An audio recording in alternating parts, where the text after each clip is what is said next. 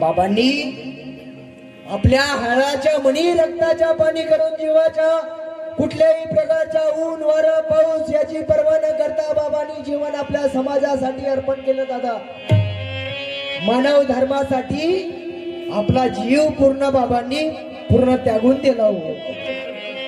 या परिवारातले जे आदरणीय स्वर्गीय मुन्नालालजी मेश्राम साहेब आहेत, त्यांनी आपल्या परिवारासाठी पूर्ण जीवन कुर्बान करून दिलं.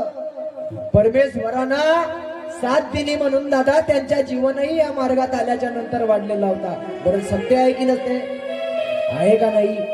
पण आपल्यातील काही जे उणीवता राहते का नाही आई, ते माणसाने डुबवते. गुरुवर्य सत्यपाल महाराज नेहमी कार्यक्रमात म्हणतात की तारतम्य नाही ज्ञानी में तो ज्ञानी का ज्ञान डुबेगा पाणी में.